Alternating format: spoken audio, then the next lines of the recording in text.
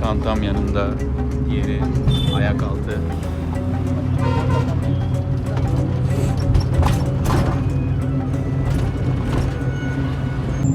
Rupiye yani 1 liraya 30 kilometrelik bir yol gidiyoruz şu an Ajmer için.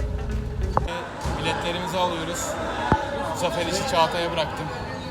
Yoruldum. Sıkıntı çekmeye geldik. Otobüs istasyonundayız Ajmer'de. Ajmer'den nereye gidiyorduk? Jodhpur'a gidiyoruz şimdi. Bineceğimiz otobüsü göstereceğim.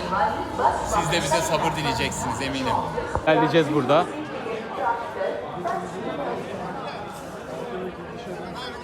Bayağı zıplayacağız ya.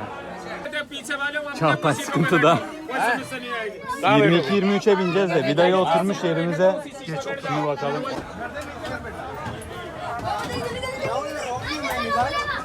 Şimdi yeri kapan oturacağı için böyle bir izdiham var otobüste. Her seferinde en sıkıntılı ulaşımdayım diyorum. Bakar mısın ya? Of kaç kişi var dışarıya bak.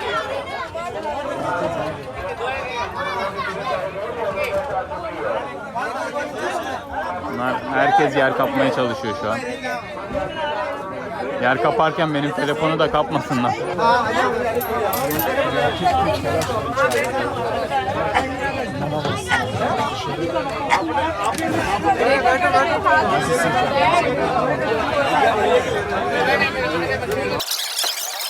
Benim çanta orada mı hala ya? Benim çantaya da kontrol etmem lazım ya. 100 kişi indi, 100 kişi biniyor. Şu an önümü görmüyorum ya. Bacaklarım kramp tutmuş şu an var ya. Neyse bu yanımda. Otobüse binmeden önce internette yorumlarda okuduk. Pushkar'dan Jodhpur'a giden otobüsün sol tarafına oturun dediler özellikle. Neden biliyor musunuz? Manzara muhteşemmiş burada. Çok sol tarafa oturunca özellikle. Şimdi bakın onu göstereyim.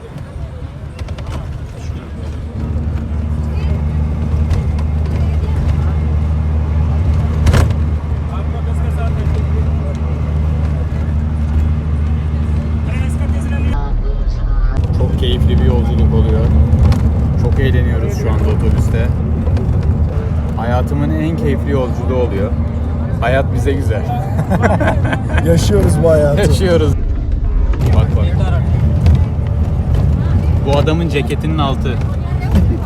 Deri ceket giyiyor. Deri ceket burada çok yaygın.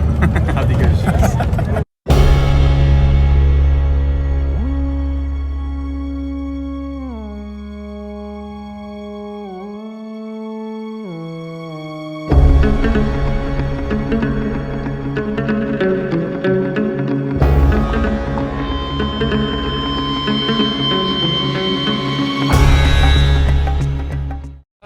Şu anda Jodhpur şehrindeyiz. Dünkü zorlu otobüs yolculuğundan sonra ilk kez kendimizi Mustaş Hostel'den dışarı atmayı başardık şu an. Şimdi kaleye gidiyoruz. Ne kalesiydi? Maha bilmem ne. Maha bakarız. Yazarsın orta. Maha bir şey. İnanılmaz yerel geldi bana buralar. Yani şurada yürüdüğümüzden beri şu 15 dakikada bayağı bir geleneksel kıyafetli kadın, erkek çok insan gördük bence.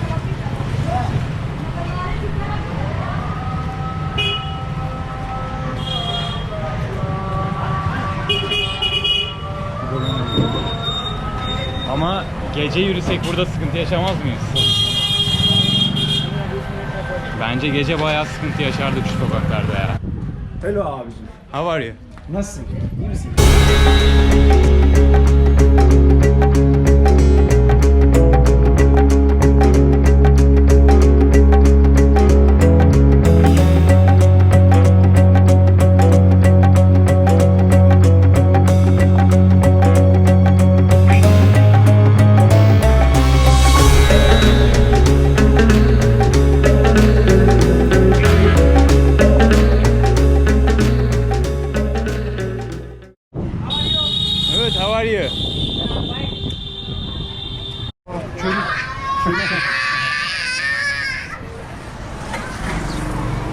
Babası da orada. Aynı babasına benziyor. Aynen.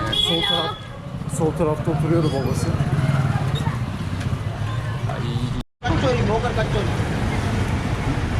What again? Kachori, kachori. Ha kachori, okey. Abi yine bir motor yağı. Ha, motor yağı ya.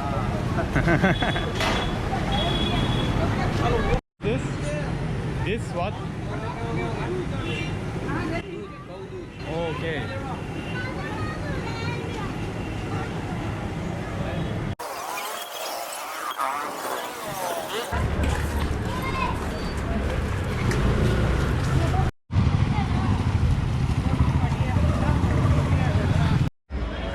Abiler bir geliyormuş orada. Hop.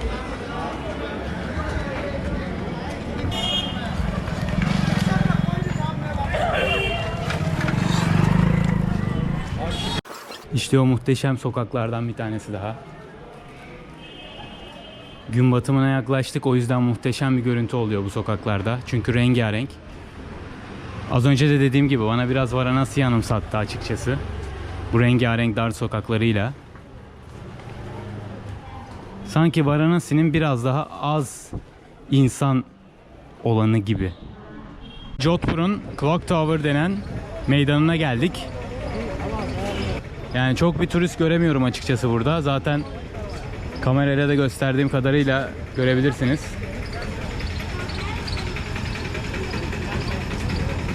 Paramızı değiştirmemiz lazım. Bir ATM bulmamız lazım. Ona bakacağız. Biz ona bakarken herkes de bize bakıyor. Hay.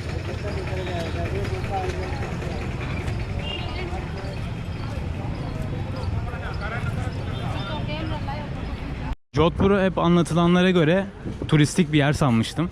Yani aslında turistik de denilebilecek bir yer ama inanılmaz bir yerel ve geleneksel hava var.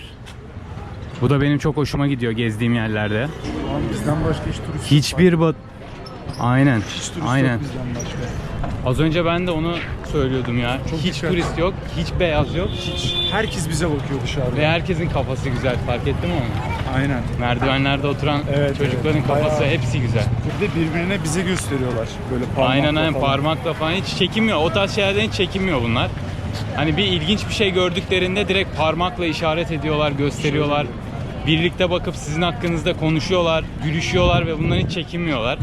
Suratınıza bakıp işte çok konuşkan olanlar namaste, hay gibi şeyler söyleyebiliyor ama diğerleri Sadece ondan da bakıyorlar. çekiniyor. Sadece bakıyor. Seviyorlar bakmayı ya. Geçen onu anlatmıştım. Neredeydim? Varanasi'deydim. Türkçe kitap okuyorum ya. Okuduğum kitap Türkçe. Adam boynumun arkasından gelmiş. Benim okuduğum kitabı okumaya çalışıyor. Baktı, adam geldi. Sıkıntılar geliyor bak. Arkada sıkıntılar geliyor. Açık kalsın. Tam ortamız- Pataklarız şu an. Aynen. Tam arkada var. Bakmamaların mümkünatı yok ya. Şimdi şu an... Oha! Abi burası çok fena. Beyaz yüzden kastım da genellikle Avrupalı turist. Yani turistlerden bahsediyorum beyaz yüz derken. Şu anda meydandayız ve meydanda bile hiçbir turist göremiyorum. Çağatay'la ben haricimde kimse yok. Turistik Rengarenkler. Oh, ayağımı izdim lan. Şöyle.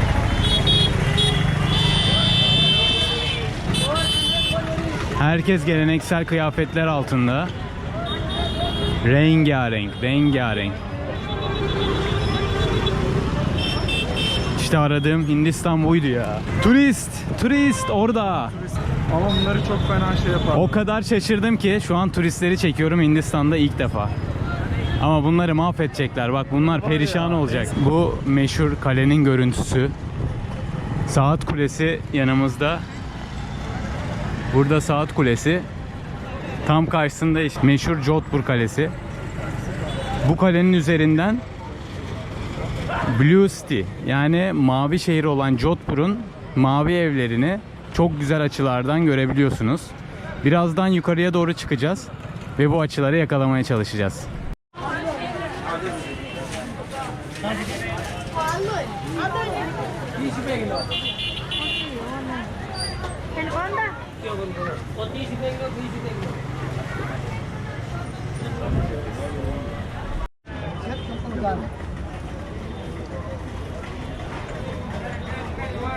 Yıkanıyor.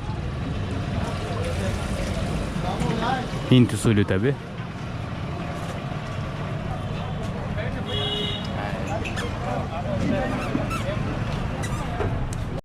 Jalra Stepwell diye geçiyor burası. Torjika Jalra. Birazdan göstereceğim suyun derinliği inanılmaz yüksekmiş. Pek öyle görünmüyor ama 100 basamaktan oluşuyor aşağıya inmek için. Hemen gir kadraja zaten. Burası kraliyet kadınları için ve kraliçeler için yaptırılmış. Burada tabi yazın sıcak aylarda falan gelip serinleyebiliyorsunuz. O yüzden önemli bir yer olsa gerek zamanında.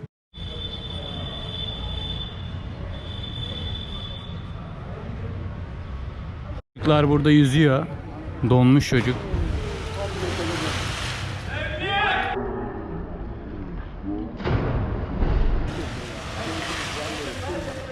Vermek istedim özellikle çünkü bu duvarda dinlerin neredeyse işareti var.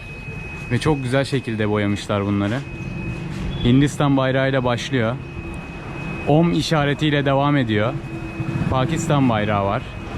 Aşağıda Jesus Christ var. İsa var. Çarmıha gerilmiş şekilde. İsrail var. İslamiyet var. Hinduizm var. Budizm var. Burada Ganesh var. Biliyorsunuz bereket tanrısı. Burada yine aynı şekilde Hinduizmle Pakistan bayrakları yan yana.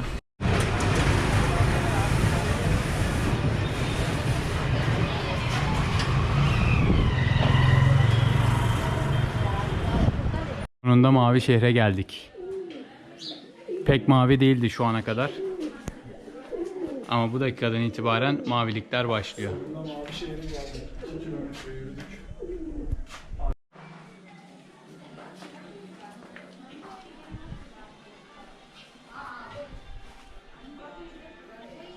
Göründüğü üzere masmavi. Şu ana kadar neden mavi dediklerini anlamamıştım. Ama şu andan itibaren neden Blue City dediklerini, yani mavi şehir dediklerini anlamaya başladım. Yine sokaklar dar, Varanasi gibi. Hello. How are you? Sokaklar yine dar, Varanasi vari bir hava veriyor.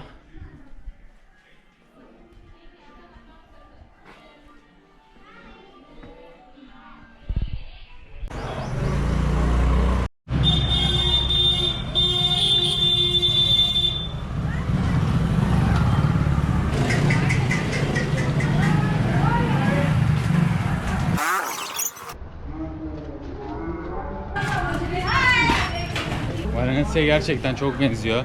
Renkli ve dar sokaklarıyla. Şimdi Pakita Hill diye bir yere çıkıyoruz. Pakita yüksekliği. Şimdi oraya çıkacağız ve oradan da bir manzaraya bakacağız. Mavi şehri yukarıdan görelim dedik.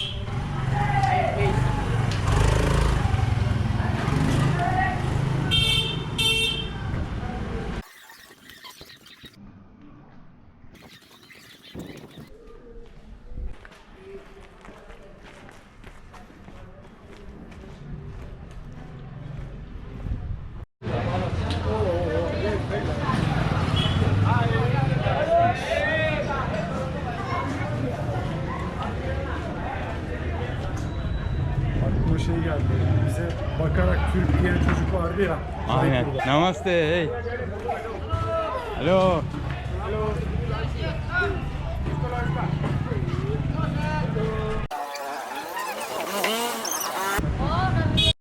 Patika Hill. Patika Hill. Biz fotoğrafı göstereyim. Left. Left and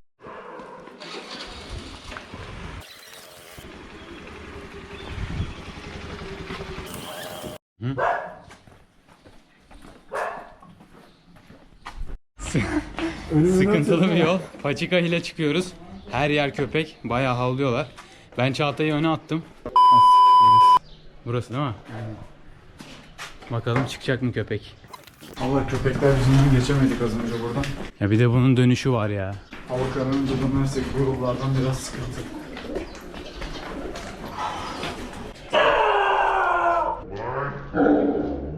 Güzel bir açı yakaladık.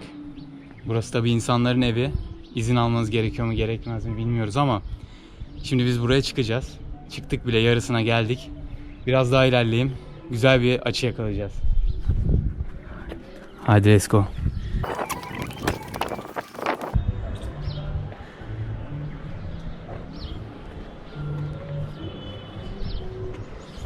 Vay be.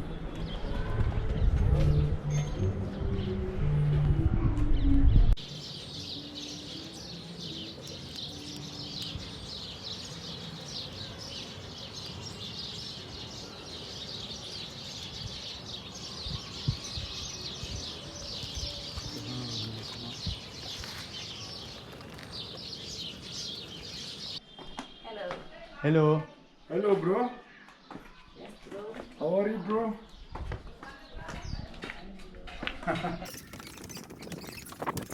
Açtık geldik yolları. Hep soruyorsunuz ya, tek başıma Ondan sonra gezsem olur mu? Tek bir kadın olarak gezebilir miyim? Yaparsınız da gerçekten zor ya. Yani sıkıntı çekersiniz biraz bunu yaparken. 2 kişi olmamızın avantajını çok kullanıyoruz açıkçası. Her yere girip çıkabildik. En sıkıntılı sokaklardan, en dar köşelerden girdik çıktık. Güzel şeyler yakaladık, güzel anılar biriktirdik. O yüzden 2 kişi olmak her zaman çok daha avantajlı Hindistan'da. Bunu çok net bir şekilde söyleyebilirim. arka tıklıklar işte.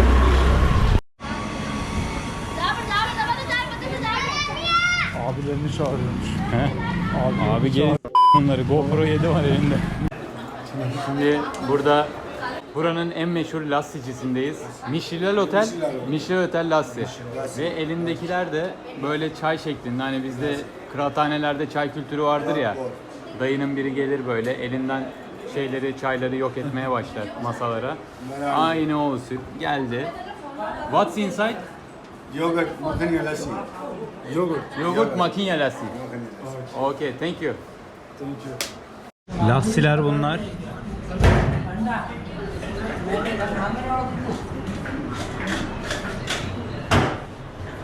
Fiyatlar burada böyle. 40 rupi yediğimiz makaniye lassi. 40 rupi de 50 cent gibi bir şey oluyor. Hello. Burada yapılıyor.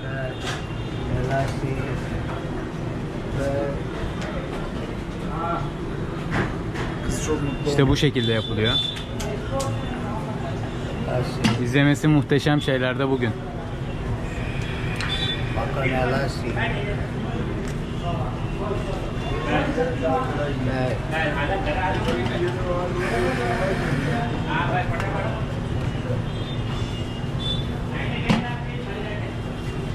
Kaymak koyuyor. En sonunda kaymağı. Kanka 2000 verdin. 3 tane.